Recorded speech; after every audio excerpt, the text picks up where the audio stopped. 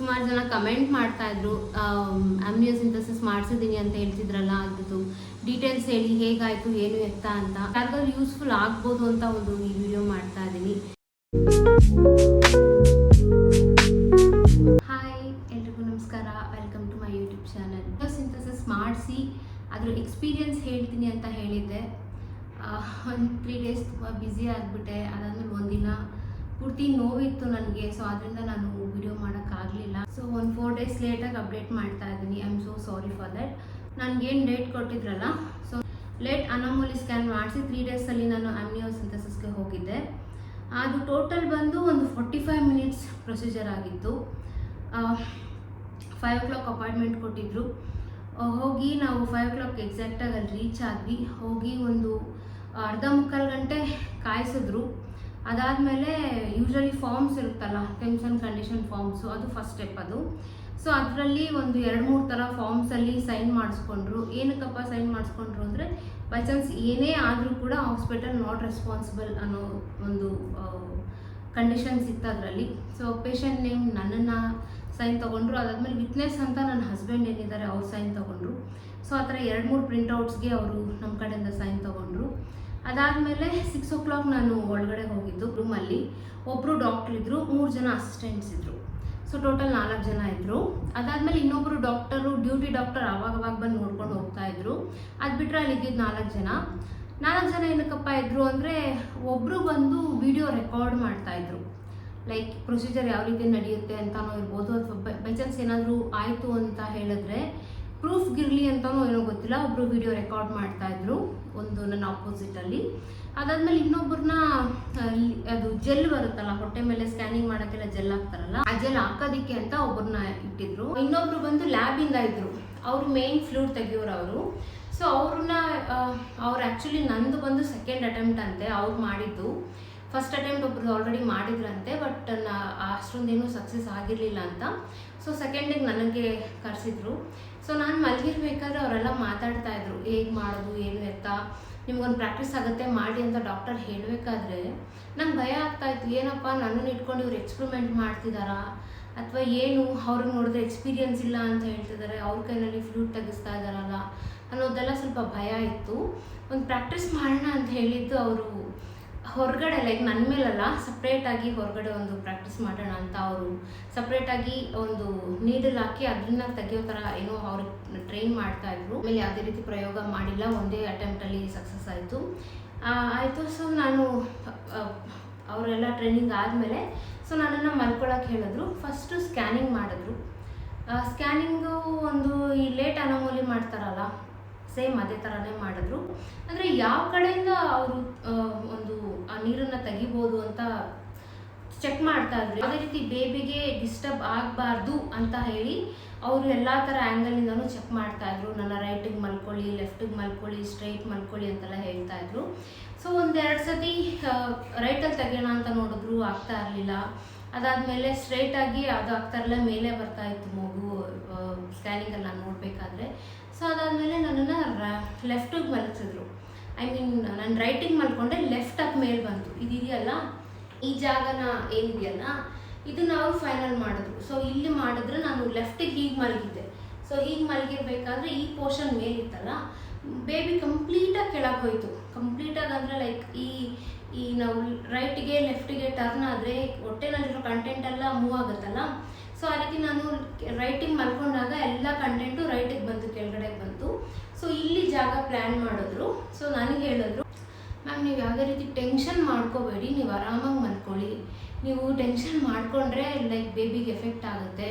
So ಅದರಿಂದ ನೀವು ಎಷ್ಟು ಕೂಲಾಗಿರ್ತೀರೋ ಅಷ್ಟು ತುಂಬಾ ಒಳ್ಳೆಯದು ಅಂತ ಹೇಳಿದ್ರು.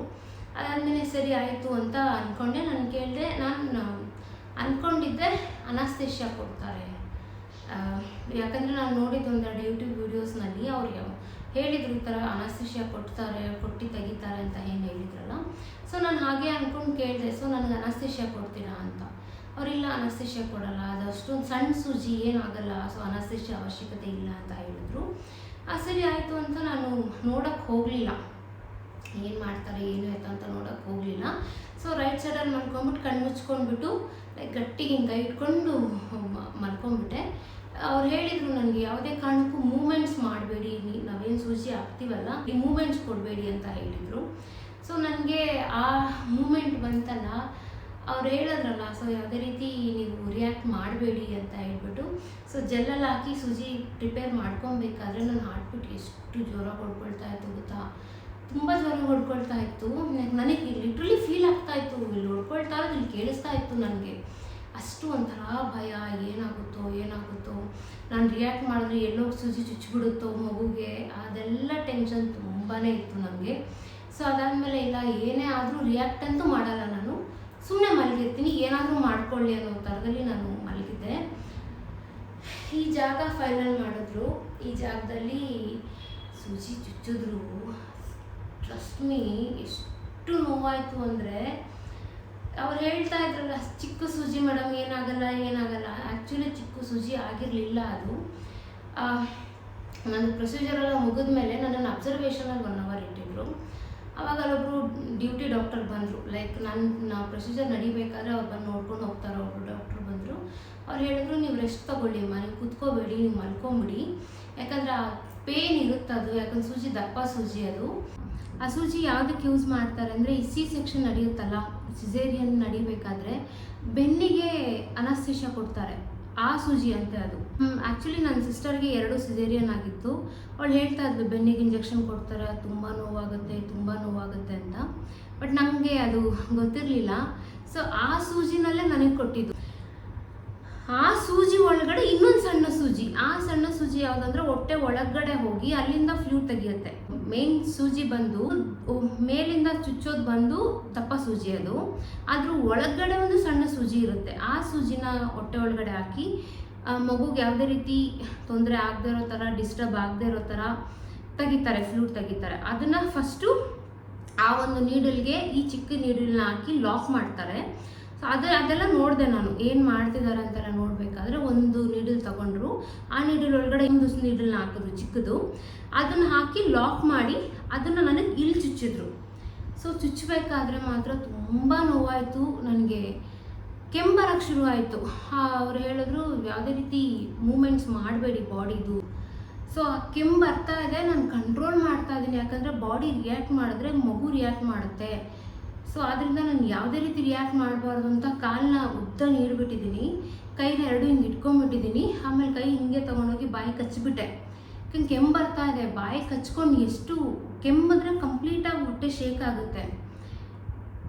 ಲಿಟ್ರಲಿ ನನಗೆ ಎಷ್ಟು ಕಷ್ಟ ಆಯಿತು ಅಂದರೆ, ಆ ಸೂಜಿ ಹೊರಗಡೆ ತೆಗಿಯೋವರೆಗೂ ನನಗೆ ಸಿಕ್ಕಾಪಟ್ಟೆ ನೋವಾಗ್ತಾ ಇತ್ತು. ಒಂದು ಕಡೆ ಹಾರ್ಟ್ಬಿಟ್ ಜೋರಾಗಿ ಹೊಡ್ಕೋತಾ ಇದೆ, ರಿಯಾಕ್ಟ್ ಮಾಡೋ ಹಾಗಿಲ್ಲ. ನಾನೇನಾದರೂ ಬಾಡಿ ಸ್ವಲ್ಪ ಮೂಮೆಂಟ್ಸ್ ಮಾಡಿದ್ರೆ ಎಲ್ಲಿ ನೀಡಲ್ಲ ಮಗು ಚುಚ್ಚಿಬಿಡುತ್ತೋ, ತುಂಬ ಭಯ ಇತ್ತು ನನಗೆ, ಸಿಕ್ಕಾಪಟ್ಟೆ ಟೆನ್ಷನ್ ಆಗಿಬಿಟ್ಟೆ ನಾನು. ಆಮೇಲೆ ಅವರು, ಅದು ಅಲ್ಲದೆ ಫ್ಲೂಯಿಡ್ ತೆಗಿತಾ ಇರೋರು ಕೂಡ ಸೀನಿಯರ್ ಅಲ್ಲ, ಅವರು ಜೂನಿಯರು. ಎಷ್ಟು ಮೈಂಡು ಡಿಸ್ಟರ್ಬ್ ಆಯಿತು ಅಂದರೆ, ಅವ್ರಿಗೆ ಹೇಳಿದ್ರು 20 ml ತೆಗೀರಿ, ಟೆನ್ಷನ್ ಮಾಡ್ಕೋಬೇಡಿ. ಅವರು ತೆಗಿಬೇಕಾದ್ರೆ ಅವ್ರಿಗೆ ಕೈ ಸ್ವಲ್ಪ ನಡುತ್ತಾ ಇತ್ತು. ಸೊ ಅಲ್ಲಿರೋರೆಲ್ಲರೂ ಆರಾಮಾಗಿ ಆಗುತ್ತೆ, ತೆಗಿ ಅಂತ ಅವ್ರನ್ನ ಸ್ವಲ್ಪ ಮೋಟಿವೇಟ್ ಮಾಡ್ತಾಯಿದ್ರು. ಡಾಕ್ಟರ್ ಏನಿದ್ರು, ಒಂದು ಕೈನಲ್ಲಿ ಸ್ಕ್ಯಾನರ್ ಇಟ್ಟಿದ್ದಾರೆ, ಇಲ್ಲಿ ಸ್ಕ್ಯಾನರ್ ಇಟ್ಟಿದ್ದಾರೆ ಮಗುನ ಚೆಕ್ ಮಾಡೋದಕ್ಕೆ, ಇನ್ನೊಂದು ಕೈನಲ್ಲಿ ನೀಡಲ್ ಲಾಕ್ ಮಾಡಿದ್ದಾರೆ. ಸೊ 2 ಕೈನೂ ನನ್ನ ಹೊಟ್ಟೆ ಮೇಲೆ ಡಾಕ್ಟರ್ದು ಲಾಕ್ ಆಗಿಬಿಟ್ಟಿದೆ. 3ನೇ ಕೈ ಬೇಕು ಫ್ಲೂಯಿಡ್ ತೆಗಿಯೋದಕ್ಕೆ. ಸೊ ಒಬ್ರ ಕೈಯಲ್ಲಿ 2 ಮಾಡೋಕ್ಕಾಗಲ್ಲ, ಯಾಕಂದರೆ ಅವರು ಬೇಬಿ ಮೂಮೆಂಟ್ಸ್ ನೋಡಿಕೊಂಡು ಆ ನೀಡಲ್ ಡೈರೆಕ್ಷನ್ನ ಚೇಂಜ್ ಮಾಡಬೇಕು ಅಂತ ಅವರು ಫಿಕ್ಸ್ ಮಾಡ್ಕೊಂಡು ಕೂತಿದ್ದಾರೆ. ಯಾವುದೇ ಕಾರಣಕ್ಕೂ ನಾನು ಶೇಕ್ ಮಾಡಬಾರ್ದು, ಬಾಡಿ ಮೂಮೆಂಟ್ಸ್ ಮಾಡಬಾರ್ದು. ಸೊ ನಮಗೆ ಹೇಳಿದರು. ಅವರು ಏನು ಲ್ಯಾಬ್ ಟೆಕ್ನಿಷಿಯನ್ ಬಂದಿದ್ರಲ್ಲ, ಅವರು ಫ್ಲೂಯಿಡ್ ತೆಗೆದ್ರು. ತೆಗೆದಾದ್ಮೇಲೆ ಓಕೆ ಆಯಿತು ಅಂತ ಒಬ್ರಿಗೊಬ್ರು ಅಲ್ಲಿ ಕಂಗ್ರ್ಯಾಚುಲೇಟ್ ಮಾಡ್ಕೋತಾ ಇದ್ರು. ಆಯಿತು, ಫೈನಲಿ ಆಯಿತು. ಸೊ ಇವ್ರದ್ದು ಪ್ರಾಬ್ಲಮ್ ಆಗಲಿಲ್ಲ. ನನಗಿನ್ನ ಸ್ವಲ್ಪ ಮುಂಚೆ ಒಬ್ರು ಯಾರೋ ಅಮ್ನಿಯೋಸಿಂಥಸಿಸ್ ಮಾಡಿಸ್ಕೊಂಡಿದ್ರಂತೆ. ಅವರು ಸ್ವಲ್ಪ ತುಂಬ ಹೆದರ್ಕೊಂಡು ಲೈಕ್ ಬಾಡಿ ಎಲ್ಲ ಶೇಕ್ ಮಾಡ್ತಾ ಇದ್ರಂತೆ. ಆದ್ದರಿಂದ ಅವ್ರಿಗೆ ಒಂದು ಕಡೆ ಸೂಜಿನ ಚುಚ್ಚೋದಕ್ಕೆ ತುಂಬ ಕಷ್ಟ ಆಯ್ತಂತೆ, 2-3 ಕಡೆ ಜಾಗ ಚೇಂಜ್ ಮಾಡಿದ್ರಂತೆ. ಸೊ ಅವ್ರು ಮಾಡಿದ ಮಿಸ್ಟೇಕಿಂದ ಮಗುಗೆ ಎಫೆಕ್ಟ್ ಆಗೋ ಚಾನ್ಸಸ್ ಇತ್ತಂತೆ. ಸೊ ಆದ್ದರಿಂದ ಅವ್ರು ಹೇಳ್ತಾ ಇದ್ರು, ಇದಕ್ಕೆ ಮುಂಚೆ ಒಬ್ರು ಮಾಡಿಸ್ಕೊಂಡು ಅವ್ರು ಮಾಡಿದ ಮಿಸ್ಟೇಕ್ನೇ ನೀವು ಮಾಡಿಲ್ಲ, ನೀವು ತುಂಬ ಸ್ಟ್ರಾಂಗಾಗಿ ಮಲ್ಕೊಂಡಿದ್ರಿ, ಅದು ತುಂಬ ಒಳ್ಳೇದಾಯಿತು. ನಮ್ಗೆ ಒಂದೇ ಸತಿಗೆ ಫ್ಲೂಯಿಡ್ ತೆಗಿಯೋ ಥರ ಆಯಿತು. ನಿಮಗೆ ಮುಂಚೆ ಮಾಡಿಸ್ಕೊಂಡವ್ರು ತುಂಬಾ ಪ್ರಾಬ್ಲಮ್ ಮಾಡಿದ್ರು, ಅವರು ತುಂಬ ಶೇಕ್ ಆಗ್ತಾಯಿದ್ರು ಅಂತ. ಸೊ ಏನಕ್ಕೆ ಹಾಕ್ತಾಯಿದ್ರು ಅಂದರೆ ಈ ಜಾಗದಲ್ಲಿ ಸೂಜಿ ಏನು ಚುಚ್ತಾರಲ್ಲ ತುಂಬ ನೋವಾಗುತ್ತೆ. ಅದಾದಮೇಲೆ 1 ಅವರ್ ನನ್ನನ್ನು ಅಬ್ಸರ್ವೇಷನಲ್ಲಿ ಇಟ್ಟಿದ್ರು. ಎಮರ್ಜೆನ್ಸಿ ವಾರ್ಡಲ್ಲಿ ನನ್ನನ್ನು 1 ಅವರ್ ಮಲಗಿಸಿದ್ರು. ಮಲಗಿದ್ದೆ ತುಂಬ, ಯಾಕಂದರೆ ನಾನು ರೈಟ್ ಸೈಡಿಗೆ ಟರ್ನ್ ಆಗಿ ಮಲಗಬೇಕು, ಲೆಫ್ಟ್ ಸೈಡಿಗೆ ಟರ್ನ್ ಆಗಿ ಮಲಗೋಕ್ಕಾಗಲ್ಲ, ಯಾಕಂದರೆ ಇಲ್ಲಿ ಎಲ್ಲ ಆವಾಗ ತಾನೇ ಬ್ಯಾಂಡೇಜ್ ಮಾಡಿದ್ದಾರೆ, ತುಂಬ ನೋವಿತಾ ಇತ್ತು. ಸೊ ರೈಟ್ ಸೈಡಿಗೆ ಮಲಗಿದ್ದೆ. ಆವಾಗ ಮತ್ತೆ ಲ್ಯಾಬ್ ಟೆಕ್ನಿಷಿಯನ್ ಬಂದು ಬ್ಲಡ್ ಬೇಕು ನಿಮ್ಮದು, ಸೊ 20 ml ಬ್ಲಡ್ ತೊಗೋಬೇಕು ಅಂತ ಹೇಳಿದ್ರು. ನಾನು ಕೇಳಿದೆ ಬ್ಲಡ್ ಯಾಕೆ, ಅದು ಈಗ ಮಾಡ್ತಾ ಇರೋದು ಅಮ್ನಿಯೋಸಿಂಥೆಸಿಸ್ ಅಲ್ಲ, ಅದಕ್ಕೆ ಬ್ಲಡ್ ಟೆಸ್ಟ್ ಯಾಕೆ, ಬ್ಲಡ್ ಯಾಕೆ ಬೇಕು ನಿಮಗೆ ಅಂತ ಕೇಳಿದ್ದಕ್ಕೆ, ಇಲ್ಲ ಅದರಲ್ಲಿ ಬ್ಲಡ್ ಕೂಡ ಬೇಕು ಅಂತ ಹೇಳಿದ್ದಾರೆ ಮ್ಯಾಮ್, ಅದಕ್ಕೆ ಬೇಕು ಅಂತ ಹೇಳಿ ಈ ಲೆಫ್ಟ್ ಹ್ಯಾಂಡಿಂದ ಒಂದು 20 ml ಅಷ್ಟು ಬ್ಲಡ್ ತೊಗೊಂಡ್ರು.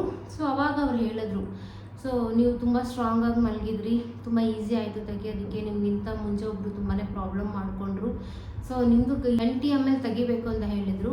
ಬಟ್ ನಾನು 16 ml ತೆಗೆದೆ. ಸೊ ಅಂತ ಅವ್ರು ಆಗ ಹೇಳಿಯೋಕ್ಕೆ ಶುರು ಮಾಡಿದ್ರು.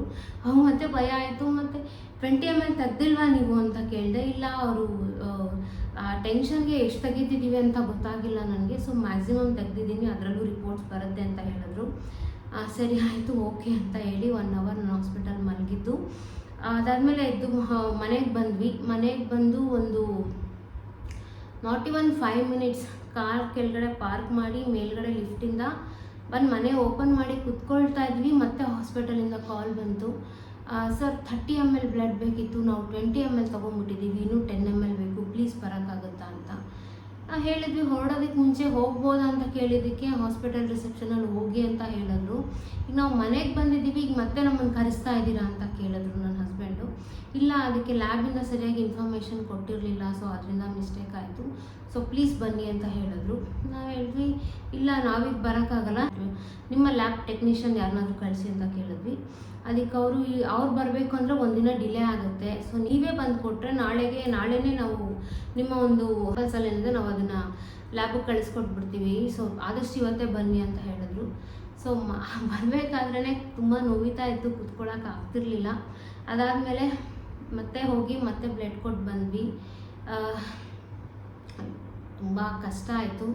ನೆಕ್ಸ್ಟ್ ಡೇ ತುಂಬ ಸುಸ್ತಾಗ್ಬಿಟ್ಟೆ ನಾನು, ಯಾಕಂದರೆ ಏನೋ ಗೊತ್ತಿಲ್ಲ, ಫುಲ್ ಟಯರ್ಡ್ ಆಯಿತು ನನಗೆ, ತುಂಬ ನೋವಿತಾ ಇತ್ತು. ಬ್ಯಾಂಡೇಜ್ ಇಲ್ಲಿ ಹಾಕಿದ್ರಲ್ಲ ಬ್ಯಾಂಡೇಜು, ಅವ್ರು ಹೇಳಿದ್ದು ನನಗೆ ಒಂದಿನ ಇಡೀ ನಾಳೆ ನೀವು ಬಿಸಿ ನೀರು ಸ್ನಾನ ಮಾಡಿದ್ರೆ ನಾರ್ಮಲ್ ಆಗಿ ಹೋಗ್ತೀರ, ಅದು ಬಂದ್ಬಿಡುತ್ತೆ ಅಂತ.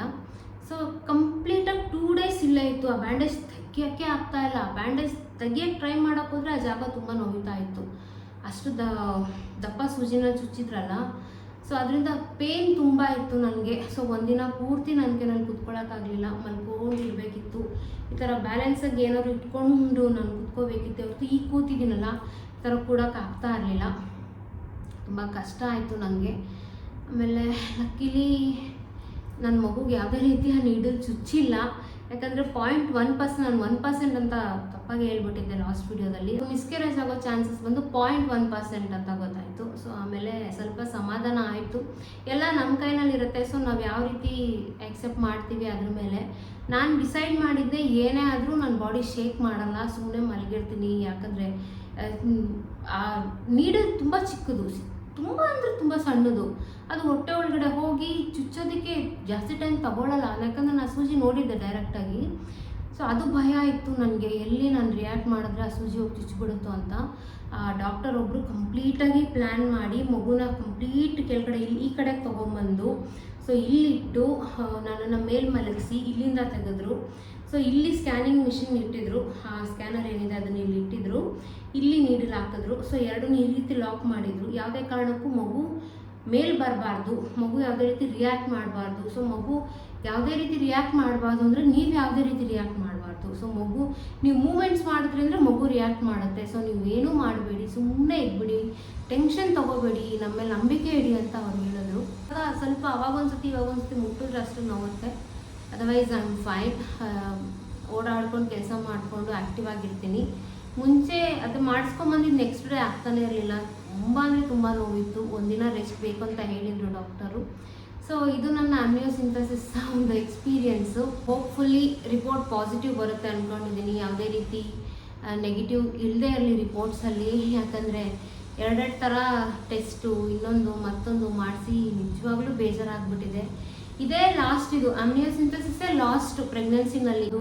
ಏನೇ ಒಂದು ಡಿಫೆಕ್ಟ್ ಇರ್ಬೋದು ಅಥವಾ ಅಬ್ನಾರ್ಮಲಿಟಿ, ಅದನ್ನು ಕಂಡುಹಿಡಿಯೋದಕ್ಕೆ ಇರೋದೇ ಲಾಸ್ಟ್ ಟೆಸ್ಟೇ ಇದು. ಇದ್ರ ಮೇಲೆ ಇನ್ಯಾವುದೂ ಇಲ್ಲ, ಇದೇ ಫೈನಲ್ ಇದು.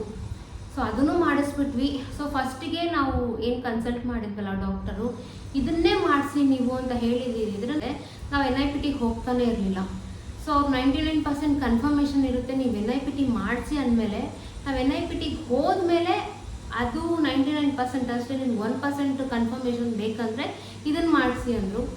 ಸೊ ಅಗೇನ್ 45,000, ಅದು NIPT 15,000. ಈ ಎರಡೇ ಸ್ಕ್ಯಾನಿಂಗಿಂದನೇ 60,000 ಆಲ್ಮೋಸ್ಟ್ ಗಾನು. ಅದಾದಮೇಲೆ ಬೇರೆ ಸ್ಕ್ಯಾನಿಂಗ್ಗಳೆಲ್ಲ ಹೋಗುತ್ತೆ. ಇಲ್ಲಿ ಇನ್ನು ಕಂಪ್ಲೀಟ್ ಡೆಲಿವರ್ ಆಗೋವರೆಗೂ ಸ್ಕ್ಯಾನಿಂಗ್ಸ್ ಆಗ್ತಾನೇ ಇರುತ್ತೆ. ಅಪ್ ಟು 7 ಮಂತ್ಸ್ವರೆಗೂ ಮಂತ್ಲಿ ಒಂದು ಸ್ಕ್ಯಾನಿಂಗ್ ಇರುತ್ತಂತೆ. ಸೊ 7 ಮಂತ್ಸ್ ಕ್ರಾಸ್ ಆದಮೇಲೆ 15 ದಿನಕ್ಕೊಂದು ಸ್ಕ್ಯಾನಿಂಗ್ ಇರುತ್ತಂತೆ. ಸೊ ಆ ಥರ ಹೇಳಿದ್ರು. ಸೊ 15 ದಿನಕ್ಕೊಂದು ಸ್ಕ್ಯಾನ್ ಮಾಡಿಸ್ಲೇಬೇಕು ಅಂತ ಹೇಳಿದ್ದಾರೆ. ಹೋಪ್ಫುಲಿ ರಿಸಲ್ಟ್ ಪಾಸಿಟಿವ್ ಬರುತ್ತೆ ಅನ್ನೋದೇ ಮೈಂಡಲ್ಲಿದೆ ನನಗೆ. ಅದು ಒಂದ್ಸತಿ ಡಾಕ್ಟ್ರ್ ಕಡೆಯಿಂದ ಓಕೆ ಎಲ್ಲ ಎವ್ರಿಥಿಂಗ್ ಇಸ್ ಫೈನ್ ಅಂತ ಹೇಳಿಬಿಟ್ರು ಅಂದರೆ ಸ್ವಲ್ಪ ಸಮಾಧಾನ. ಇವಾಗಲೂ ಟೆನ್ಷನ್ ಇದೆ, ಪುಕ ಅಂತ ಇದೆ. ಇನ್ನೂ ಮಾಡಿಸಿ 1 ವಾರ ಆಗಿದೆ, ಇನ್ನೂ ಆಲ್ಮೋಸ್ಟ್ 3 ವೀಕ್ಸ್ ಕಾಯಬೇಕು ರಿಪೋರ್ಟ್ಗೆ. ರಿಪೋರ್ಟ್ಸ್ ಕಾಯೋದಿದೆಯಲ್ಲ ಅದೇ ಕಷ್ಟದ ಕೆಲಸ. NIPT ಮಾಡಿಸ್ದಾಗಲೂ ಅಷ್ಟೇ 2 ವೀಕ್ಸಲ್ಲಿ ರಿಪೋರ್ಟ್ ಕೊಡ್ತೀವಿ ಅಂತ ಹೇಳಿದ್ರು. ರಿಪೋರ್ಟ್ಸ್ ಯಾವಾಗ ಬರುತ್ತೆ 10 ಡೇಸ್ ಆಯಿತು, 12 ಡೇಸ್ ಆಯಿತು ಅಂತ ಲ್ಯಾಬ್ ಅವ್ರಿಗೆ ಕಾಲ್ ಮಾಡಿ ಕೇಳ್ತಾ ಇದ್ವಿ. ಸೊ ಈ ಸತಿ ಹಂಗೆ ಆಗದೆ ಇರಲಿ. ಸೊ ಬೇಗನೆ ರಿಪೋರ್ಟ್ಸ್ ಬರುತ್ತೆ ಅಂತ ಅಂದ್ಕೊಂಡಿದ್ದೀನಿ, ರಿಪೋರ್ಟ್ಸ್ ಪಾಸಿಟಿವ್ ಬರುತ್ತೆ ಅಂತ ಅಂದ್ಕೊಂಡಿದ್ದೀನಿ. ಇದು ನನ್ನ ಒಂದು ಅಮ್ನಿಯೋಸಿಂಥಸಿಸ್ ಎಕ್ಸ್ಪೀರಿಯೆನ್ಸು. ಸೊ ಈ ವಿಡಿಯೋ ನಿಮಗೆ ಯೂಸ್ಫುಲ್ ಆಗುತ್ತೆ ಅಂತ ಅಂದ್ಕೊಂಡಿದ್ದೀನಿ. ಸೊ ಈ ವಿಡಿಯೋ ನಿಮ್ಗೆ ಇಷ್ಟ ಆದರೆ ದಯವಿಟ್ಟು ಲೈಕ್ ಮಾಡಿ, ಶೇರ್ ಮಾಡಿ, ಕಮೆಂಟ್ ಮಾಡಿ, ಸಬ್ಸ್ಕ್ರೈಬ್ ಮಾಡಿ. Thank you so much for watching. Bye.